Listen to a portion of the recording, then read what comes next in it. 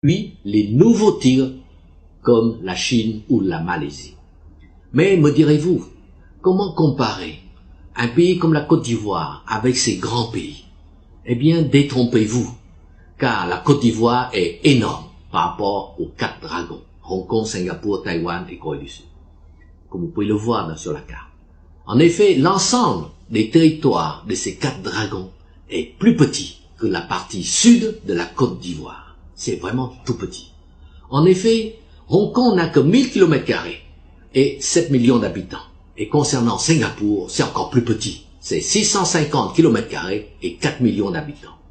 Pour vous donner un ordre de grandeur, la petite bande qui séparait le nord du sud de la Côte d'Ivoire, appelée zone de confiance, fait 12 000 km², soit l'équivalent de 12 fois Hong Kong ou de 20 fois Singapour. Comme Hong Kong, Singapour n'a aucune ressource naturelle. Elle est même obligée d'importer de l'eau. Et pourtant, Singapour pèse 2 fois le Nigeria, le géant de l'Afrique. Hong Kong et Singapour ont un revenu par tête d'habitant qui s'élève à 28 000 $, soit plus que la France ou même plus que la Grande-Bretagne, leur ancien colonisateur. Hong Kong et Singapour sont les 2 plus grands ports du monde et rejoints bientôt par Shanghai. Et ce sont également les plus grands centres financiers du monde avec Londres et New York. Et le taux de chômage, c'est 1% pour Singapour ou Hong Kong, 1,5% pour la Thaïlande, 3% pour la Malaisie et 4% pour la Chine. Donc très peu de chômeurs et pourtant ils sont surpeuplés. Et comme ces pays exportent beaucoup plus qu'ils n'en importent, eh bien ils gagnent donc beaucoup de devises, c'est-à-dire des monnaies fortes telles que le dollar américain, le yen japonais ou les euros, donc qui rentrent dans les caisses du pays. Ainsi, leurs réserves en devises s'élèvent à, pour la Chine, 1200 milliards de dollars, soit 600 000 milliards de francs CFA. Pour Hong Kong, c'est 130 milliards de dollars, 65 000 milliards de CFA. Hong Kong, c'est la même chose. Et Taïwan, plus de 300 milliards de dollars, soit plus de 150 000 milliards de CFA. À titre de comparaison, les États-Unis n'ont que 100 milliards de dollars de réserves de devises, soit 8% des réserves de la Chine, pays considéré comme pauvre il y a 20 ans. À titre de comparaison également, et les 3 plus grands ports mondiaux sont en Asie, Singapour, Hong Kong et Shanghai, et non plus New York, Londres ou Rotterdam. Shenzhen, une ville qui n'existait pas il y a 25 ans, est devenue aussi importante que Hong Kong. Et elle augmente ses échanges de 40% chaque année. Comme ces pays gagnent beaucoup d'argent grâce à l'exportation de leurs produits transformés, la Chine et les 4 petits dragons prêtent aux États-Unis plus de 700 milliards de dollars en 18 mois, soit près de 1,3 milliard de dollars par jour, soit près de 1000 milliards que ces petits pays prêtent chaque jour à l'Amérique. Ils ajoutent que Singapour, qui a la taille d'Abidjan Yopougon, possède un fonds d'État, c'est-à-dire un fonds qui appartient à l'État, qui s'élève à 434 milliards de dollars, soit 200 fois notre budget national. Et avec ces fonds d'État, Singapour peut ainsi financer n'importe quel projet national sans avoir besoin de bailleurs de fonds. Mieux, Singapour peut financer et même acheter n'importe quelle multinationale américaine ou européenne. En effet, comme vous le savez, avec 20 à 30 milliards de dollars, vous pouvez contrôler n'importe quelle entreprise dans le monde.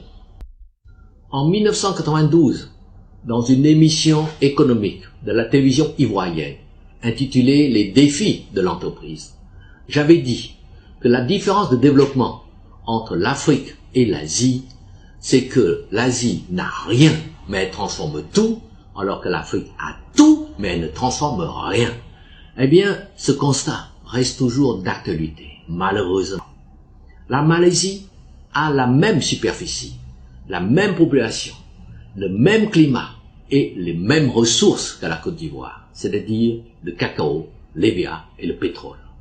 Et son premier ministre, le docteur Mahathir, surnommé Dr M ou Dr Miracle, a fait de la transformation son credo, sa priorité. Ainsi, la Malaisie transforme automatiquement toutes ses matières premières.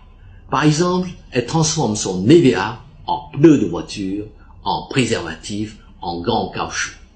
Et comme la transformation est faite sur place, eh bien, les cours de l'EVA sont fixés, non pas à Londres, mais à Kuala Lumpur, la capitale de la Malaisie. Et la démonstration est ainsi faite. Quand vous avez des usines de transformation sur place, c'est vous qui fixez les cours de vos produits, c'est clair. Et sur cette lancée, la Malaisie a bâti, avec son pétrole, une société pétrolière dénommée Petronas, qui est considérée comme l'un des nouveaux géants de l'or noir. Et vous voyez par vous-même les images de la Malaisie, c'est un paradis qui a permis à la Malaisie d'attirer 12 millions de touristes en 2004 et qui lui a rapporté 6 000 milliards de recettes en devises, soit 4 fois le budget national de la Côte d'Ivoire.